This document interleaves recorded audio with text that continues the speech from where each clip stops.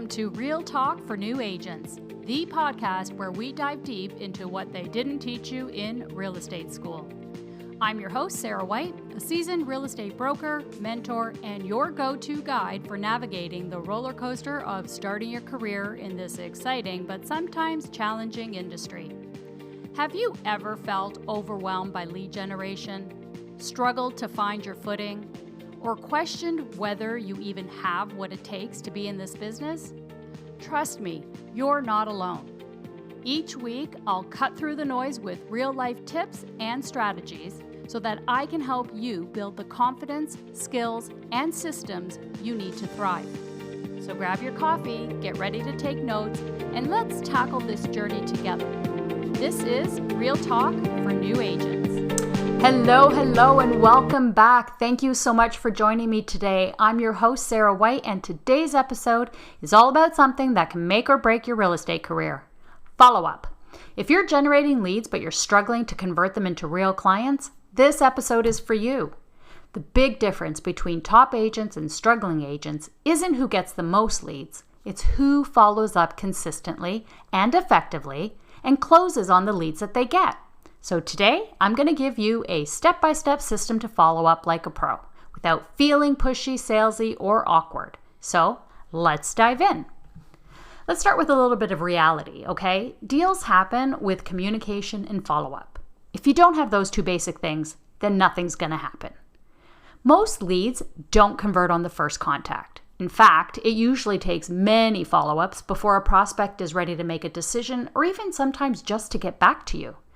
The reality is that it can take 7 to 12 follow-up calls, or it can take up to 6 months or even a year or more before a prospect is ready. And this is where I see so many agents fail. Most agents give up after 1 or 2 attempts, feeling good about themselves that they made the effort, and then they move on. And guess what happens to that lead? He or she looks at another listing on someone else's website and enters in their information just like they did with you. And that agent captures them. Because why? Because they had a system in place to deal with any lead inquiry. It's easy to lose active, ready, and future buyers if you don't set up a system and know exactly how you're going to deal with online leads and don't have a step-by-step on how you're going to follow up. I covered this in episode 2, so if you haven't listened to that, hit pause and go catch up. Here's a great way to think about this. Buyers and sellers are people just like you and I. You know how busy you are and how some days you just seem like you're not getting anything done. Well, those buyers and sellers who are contacting you are also just as busy. Maybe they're calling you on their lunch break or the 10 minutes they have to spare between meetings or picking up the kids. And sometimes when they're reaching out about a listing they saw, they're really just curious about the sales price in their neighborhood. So maybe it's not urgent for them to get back to you. The thing to remember is that just because they don't respond right away doesn't mean they aren't interested and can't be a future buyer or seller. It just means that they're not ready yet or they're busy. And if you don't follow up, somebody else will. Always keep in mind that your goal is getting as many property owners into your database, giving them valuable content and information so they get to know you and trust that you are the expert in your field, and letting them know you are there to help them in any way you can. Let me just share a quick story with you to demonstrate what I've just said. So I had a lead who contacted me for information on one of my listings. Throughout our conversation, she insisted she was just curious and not looking to buy. I just said, okay, well, would you mind if I keep in touch with you, offering her some valuable information about real estate in her neighborhood? I added her to my CRM and put her on a drip campaign that I sent out monthly market reports about activity in her area. And guess what? A year later, she contacted me to help her sell her home and find her something smaller. She was going to downsize, and I was top of mind. Now, if I did not get permission to stay in contact with her, she would have found somebody else when she was ready. Every call, conversation, and email is an opportunity to add people to your database and stay in touch. Instead of just assuming she wasn't a serious buyer, I put her in my system and I followed up consistently, but not in a way that felt pushy. I just shared valuable information with her, and people appreciate value. so give it to them. Let's talk about an effective yet simple method for your daily follow-up plan. Remember when we talked about time blocking in episode 4? Well, during your follow-up time block, you're going to use the 5-5-5 method. It's a super simple system that will help you move forward every day. Remember, you need to be building your database and working your CRM regularly, and this is a great way to do it. Here's how it works. 5 calls per day. Call past clients, leads, sphere of influence, or for sale by owner or expired listings. Now, make sure in your area you're allowed to call expired listings. You don't want to get in trouble. Then you want to send 5 texts or emails per day. So you want to follow up with warm leads, send value-based emails, or check in with prospects. And then the next 5 is social media engagement. 5 per day. Comments on posts, send DMs, or engage in some real estate related conversations online. By doing this, you're going to make 1,500 connections per year without feeling like you're spending your whole day chasing leads. Now, this system works because it makes follow-up a habit rather than an overwhelming task. Now, I understand some of you hate the idea of following up because you don't want to feel like a pushy salesperson. But the truth is, follow-up isn't about selling. It's about staying top of mind and being helpful, providing value to people you come in contact with. Now let's look at a multiple choice question. Here's the scenario. You meet someone at an open house and you're engaging with them and they say, "I'm just looking." What do you do? A, assume they'll call you when they're ready, or B, ask for permission to follow up with them, offering something of value. Of course, your answer should be B, and I hope you all got that. That was an easy one.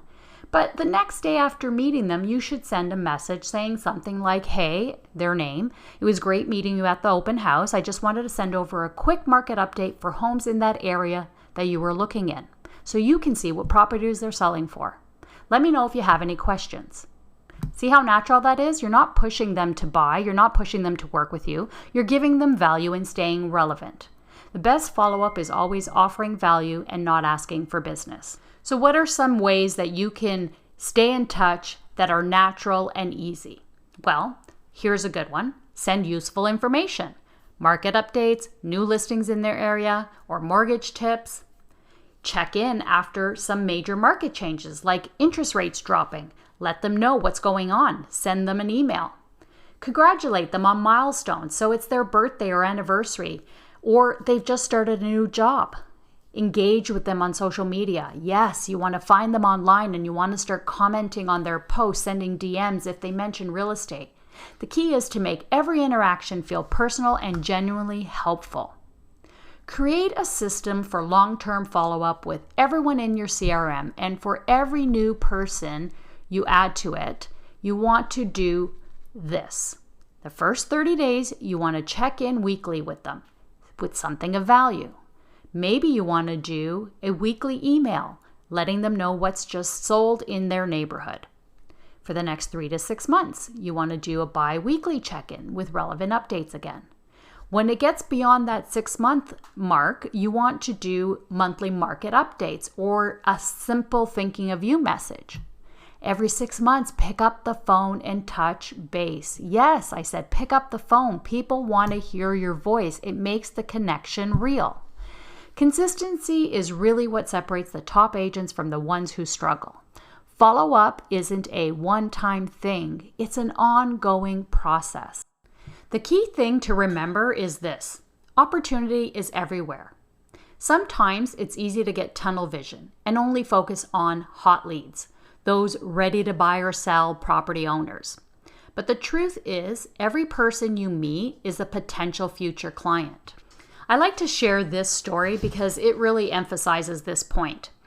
I had a really cute house on the market for sale. I received a call from somebody who asked me if the seller would consider renting her the home long term. I spoke to her for like 10-15 minutes and explained the situation, and that was the end of that conversation.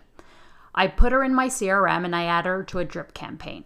Fast forward 6 months later, and she reached out to me saying that she made the decision to buy instead of renting, and I was the only realtor who took the call and took the time to talk to her even though at the time she was just trying to find a rental. I kept in touch, and now she was ready to buy her first home, and she sought me out because I kept in touch and treated her with respect from the start. That deal would never have happened if I hadn't acted from a place of giving. Everyone deserves to be treated kindly, and my job is to help people with all of their real estate needs, buying, selling, renting, investing, not just the immediate opportunities. So whether it's someone at your gym, a parent at your child's school, or even the barista in your local coffee shop, everyone has a real estate need at some point. It could be renting, it could be selling, or buying a place, maybe not today, but eventually. And your job is to be the agent they think of when that time comes. Remember, everyone has their own sphere of influence as well, and they could just end up being a source of referrals for you, even if they were to never buy or sell a house. So remember to always be genuinely curious. Ask people about their lives and work, and you'll find they'll share their living situation with you as soon as they know you're a realtor, and you won't even have to ask most of the time. Offer value without strings attached. Share tips about the market or things that they can do to improve their homes that are low cost, low budget. What I personally like to offer is a list of tradespeople in my area. You know how hard it is to find a plumber when you need one? Create a list and have it handy to email out whenever you're talking to someone and they say, "Oh my God, do you know an electrician?" "Yes, I've got a list. Let me send it to you." Stay connected. Use social media, newsletters, and casual check-ins to keep in touch. Remember that the more relationships you build, the more opportunities you create. Real estate is a relationship business, and the agents who understand that are the ones who thrive. I cannot stress that enough. So let's just bring it all together, and here's what I want you to do. Start using the 555 method. Make those 15 connections daily. Make follow-up feel personal. Think of how you'd follow up with a friend, not just a lead. Stay in touch with people long-term. Your future closings depend on the seeds you plant today. It's just like a garden. Be the agent who stays top of mind. The more value you give, the more referrals you'll get. Following up isn't about closing. It's about staying relevant, building trust, and being the first agent they think of when they're ready to buy or sell their property. When you stop thinking about the money and you start thinking about how you can help, your business is going to grow organically. So let's wrap this up. If you're serious about growing your business, mastering follow-up is a non-negotiable. Make it part of your everyday. And listen, if you found this episode helpful, please subscribe, leave me a review, and share this podcast with another agent who needs it. Thanks everyone for tuning in and listening to today's podcast. I hope you're walking away with insights you can put into action right now. Remember, every top agent started where you are now, so keep pushing, stay consistent, and know that the work you're doing today is building your success tomorrow. Until next time, keep it real and keep chasing your goals with grit and determination. Be sure to subscribe so you never miss an episode, and if you want to connect with me, check out sarahwhite.ca or find me on socials at Sarah White Broker. Thanks again for tuning in, and we'll see you next time.